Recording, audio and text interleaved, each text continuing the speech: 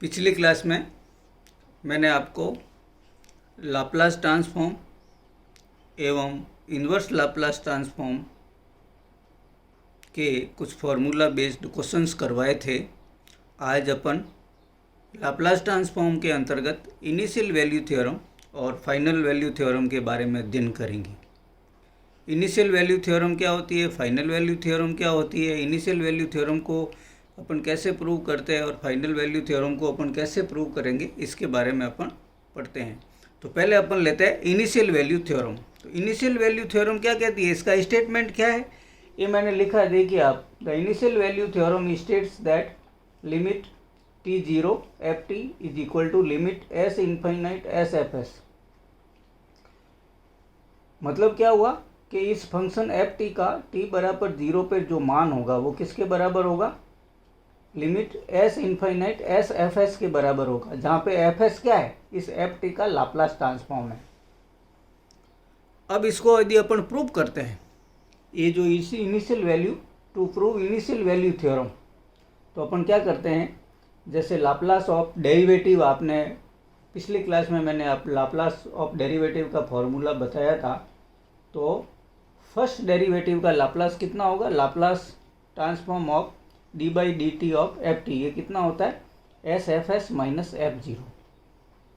या इसको मैं बाई डेफिनेशन, लाप्लास की डेफिनेशन से लिखता हूँ, तो लाप्लास ऑफ फर्स्ट डेरिवेटिव क्या होगा, 0 टू इनफाइनाइट, ये first derivative e raise to power minus s t और ए डी टी। ये परिभाषा से, लाप्लास की परिभाषा से अपन ने क्या लिख दिया, ये लाप्लास के फर्स्ट डेरिवेटिव का Laplace. Now we take the limit s infinite. अब दोनों तरफ अपन मैं क्या लेता हूँ, इसमें और इसमें दोनों तरफ लिमिट लेता हूँ। क्या लिमिट लेता हूँ, एस बराबर इनफाइनाइट, तो limit s infinite s f s minus f zero बराबर limit s infinite 0 to infinite first derivative e raise to power minus s t d t. और जब अपन ये ऑपरेट करेंगे इस पर, limit e raise to power minus, है ना, e raise to power minus s t, तो एस की वैल्यू जब मैं इनफाइनाइट रखूँगा तो इसकी वैल्यू क्या आ जाएगा, माइनस इनफाइनाइट जीरो। तो ये लिमिट यहाँ ऑपरेट करेंगे तो इसका मान तो क्या आ जाएगा, जीरो। और ये क्या होगा, limit s infinite s f s minus f zero. तो अपन क्या लिख सकते हैं, limit s infinite s f S बराबर, इसको मैं इधर दे देता हूँ, बराबर क्या होगा, F zero. Limit s infinite F zero क्या होगा, एफ जीरो ही होगा, क्योंकि ये कांस्टेंट वैल्यू है। तो इस पर कोई भी लिमिट ले लो तो कांस्टेंट का मान क्या होगा, कांस्टेंट ही होगा। या एफ जीरो को अपन क्या लिख सकते हैं, limit T zero F t. तो यही आपके क्या थे, इनिशियल वैल्यू थ्योरम यही थी। क्या थे initial value theorem, limit t0 ft is equal to limit s infinite s f s, hence proved. इस प्रकार से अपन इस थ्योरम को प्रूव कर सकते हैं। ये इसका स्टेटमेंट है। और उसको कैसे प्रूव करेंगे, तो पहले क्या करना, आपको फॉर्मूला लिखना, केवल फर्स्ट डेरिवेटिव का लाप्लास क्या होता है वो फॉर्मूला लिखना है। फिर दोनों पक्षों की तरफ आपको लिमिट s इनफाइनाइट लिमिट लेनी है, तो आपके पास ये फॉर्मूला आ जाता है, या ये इसका प्रूव हो जाता है कि ये इनिशियल वैल्यू थ्योरम ये होती है। अब इनिशियल वैल्यू थ्योरम के बेस्ड एक क्वेश्चन मैं आपको समझाता हूँ। तो क्वेश्चन क्या होता है वो देखिए, वेरीफाई, एग्जाम्पल है, verify the initial value theorem for the function 2 minus e raise to power 5t। इसके लिए आपको इनिशियल वैल्यू, इस फंक्शन के लिए आपको इनिशियल वैल्यू थ्योरम को वेरीफाई करना है। तो इसको अपन कैसे करेंगे, इसका सॉल्यूशन देखो कैसे होगा। Let f t equals 2 minus e raise to power 5t। इस फंक्शन को अपन ने क्या मान लिया, एफ टी मान लिया। अब इसका मैं लाप्लास लेता हूँ, then f s, f s का मतलब लाप्लास ऑफ एफ टी। तो कितना होगा, Laplace of 2 minus e raise to power 5t। तो लाप्लास कितना होगा, 2 का माइनस लाप्लास 5t का। तो 2 का लाप्लास क्या होगा, 2 बाई एस, और Laplace of e raise to power 5t, तो ये क्या होगा, 1 अपॉन एस माइनस 5 बराबर, इसको थोड़ा सॉल्व कर लो, एस माइनस 5 और एस माइनस 10 ये हो गया। तो इसको वापस एस से मैं मल्टीप्लाई कर देता हूँ, तो एस एफ एस कितना हो गया, s minus 10 upon s minus 5। अब क्या करना आपको, लिमिट लेनी है, किसकी, limit s infinite s f s की।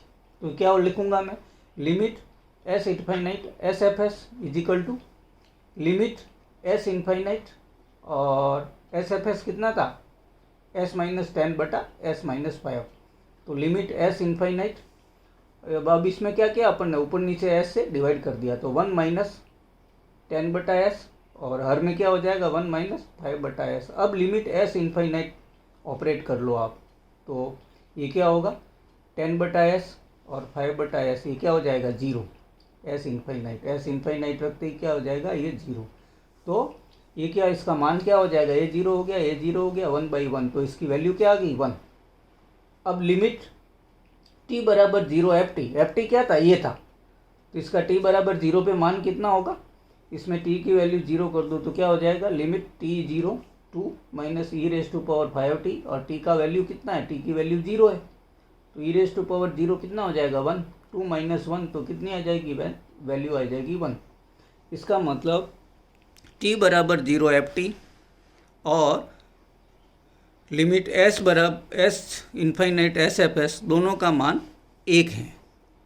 Hence initial value theorem is proved, जो इनिशियल वैल्यू थ्योरम थी वो प्रूव हो जाती है।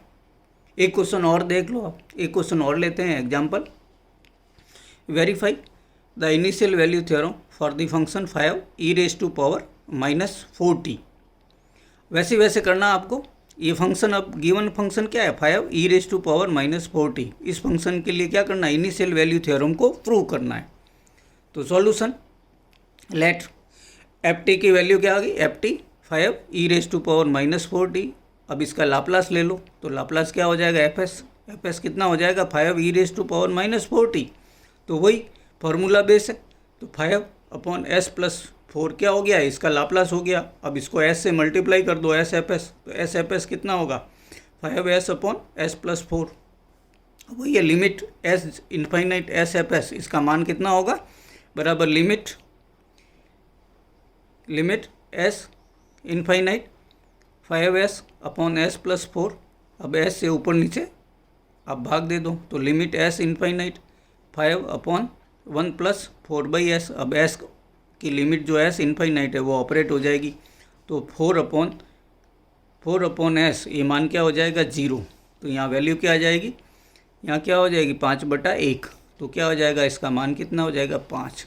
अब लिमिट t 0 एफ टी, इसका मान क्या हो जाएगा, इसमें t बराबर 0, t की वैल्यू क्या रखोगे 0, तो 5 e raise to power minus 4t और ई रेस टू पावर 0 क्या हो जाता है 1, तो इसका मान कितना आ जाएगा 5।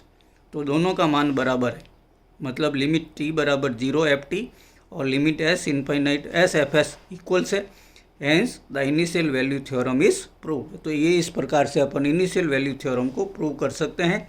तो इनिशियल वैल्यू थ्योरम को कैसे प्रूव करते हैं, तो कोई भी फंक्शन दिया हुआ है तो उस फंक्शन का क्या कर दो, लाप्लास निकाल दो और उसको s से मल्टीप्लाई कर दो, एस एफ एस का मान निकाल दो, फिर लिमिट s इनफाइनाइट पे उसका मान निकाल दो और जो फंक्शन है उसका t बराबर 0 पे मान निकाल दो।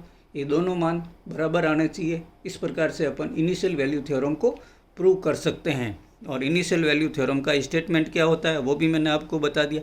अब अपन करते हैं फाइनल वैल्यू थ्योरम।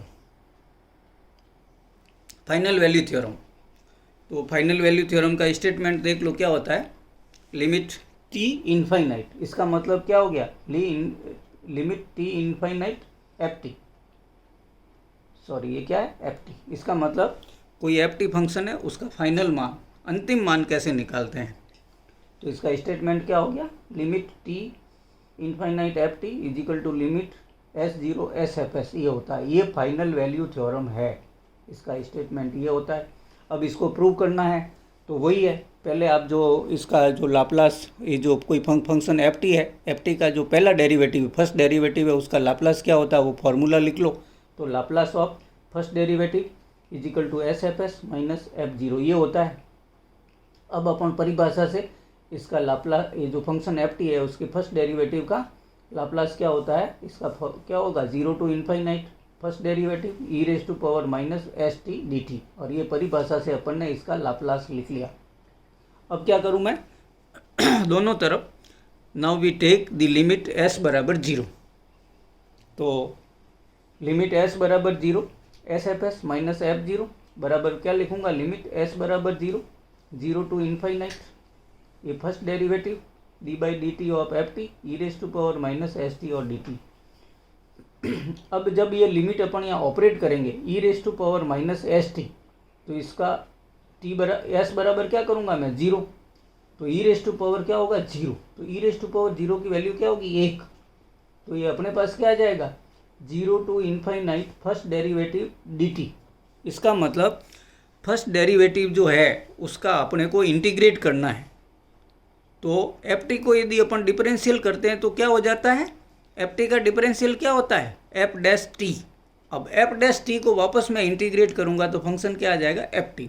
इसका मतलब ये फंक्शन वापस एफ टी आ गया, और ये लिमिट क्या थी 0 टू इनफाइनाइट। समझ में आ गया ये, इसको मैंने ये कैसे लिख दिया, ये एक्चुअल में क्या है s बराबर 0, तो यहाँ करूँगा तो e raise to power minus s t, इसका मान तो क्या आ जाएगा 1, और बच क्या जाएगा 0 to infinite d by d t of f t और डी टी।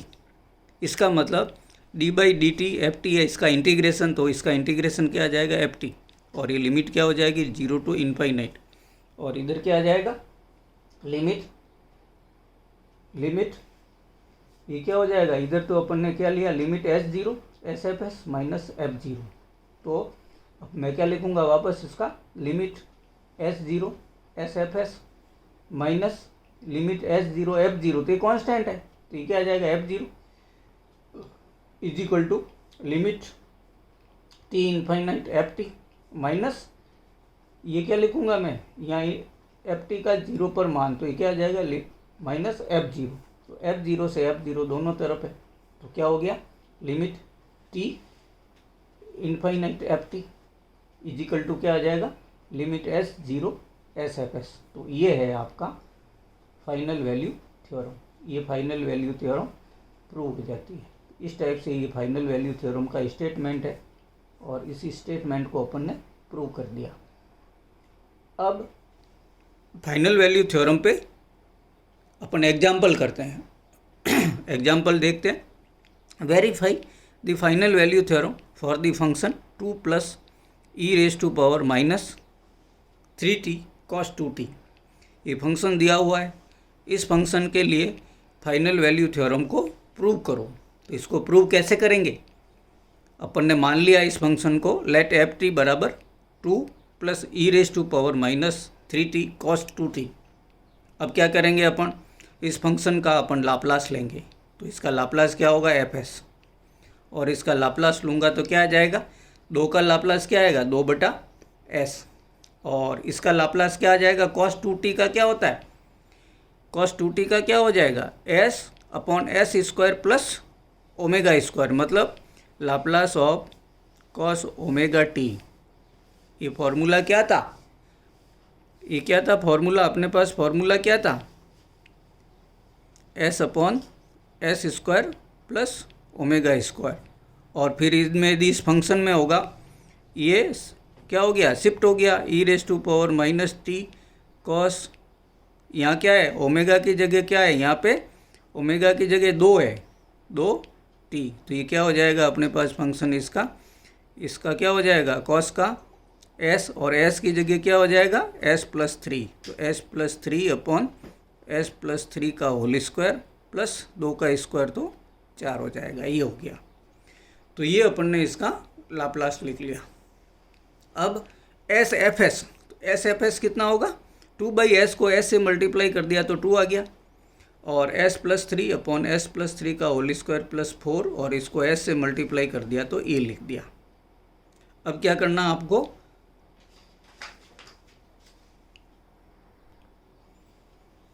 तो एस एफ एस कितना हो गया 2 प्लस s को s से मल्टीप्लाई कर दिया तो ये क्या हो गया, इसको अपन ने s इंटू s+3 था, तो इसको अपन ने क्या किया s से मल्टीप्लाई किया तो, और अलग अलग भी कर दिया, दोनों पार्ट्स भी कर दिए, तो s square upon s plus 3 का whole square plus 4 plus 3 into s हो गया, 3 into s by s plus 3 का होल स्क्वायर प्लस 4 हो गया।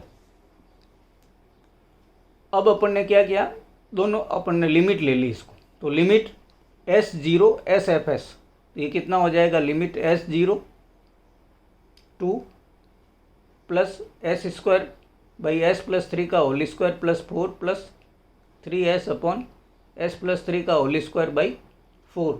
तो इसको अपन लिमिट लेंगे s बराबर 0, तो यहाँ देखिए आप, ये 0 यहाँ 0, हर में 0 करते ही ये क्या, दोनों वैल्यू, इसका मान 0 हो गया और इसका मान दोनों का 0 हो गया, तो अल्टीमेट क्या बच गया, ये 2 आ गया आपके पास। अब limit t infinite f t, इसका मान लिखो, तो लिमिट t इनफाइनाइट और एफ टी क्या था अपने पास, 2 plus e raise to power minus 3t cos 2t। अब e raise to power minus infinite यहाँ करते ही इसकी वैल्यू क्या हो जाएगी, 0, तो अल्टीमेट क्या रह जाएगा अपने पास, 2। तो क्या हो गया, limit t infinite f t और limit s zero s f s, दोनों का मान कितना आया, 2 आया। इस प्रकार अपन कह सकते हैं कि इस फंक्शन के लिए ये फाइनल वैल्यू थ्योरम प्रूव हो जाती है, hence the final value theorem is proved. एक क्वेश्चन और ले लो, एक क्वेश्चन और लिया अपन ने, एग्जांपल लिया, verify the final value theorem for the function 6 1 minus e raise to power minus t. तो इसको कैसे करेंगे अपन, पहले क्या करना, अपने को ये जो फंक्शन दिया हुआ उसको क्या लिख दिया, लेट एफ टी बराबर given function 6 1 minus e raise to power minus t, ये फंक्शन ले लिया।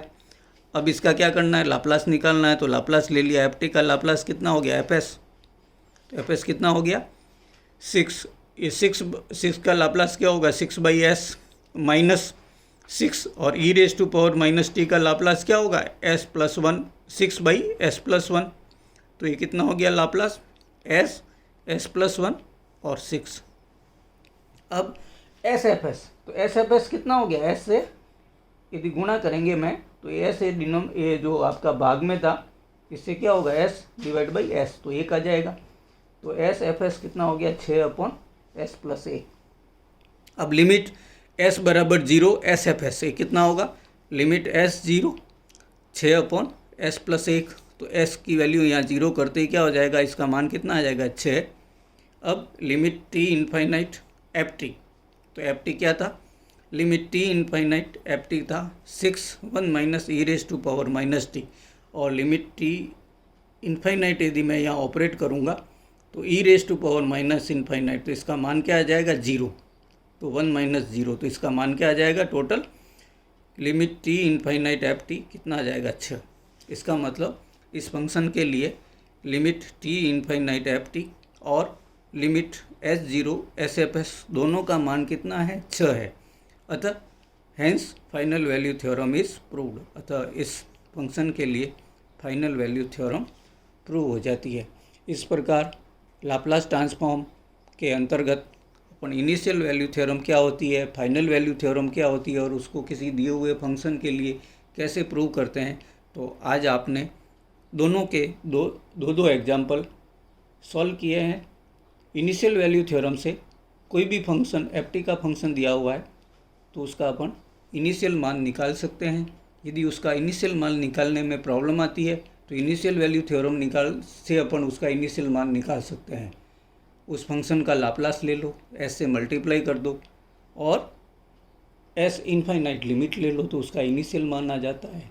और किसी फंक्शन एफ टी का यदि फाइनल मान निकालना है, अंतिम मान निकालना है, तो उसमें फाइनल वैल्यू थ्योरम लगा सकते हैं।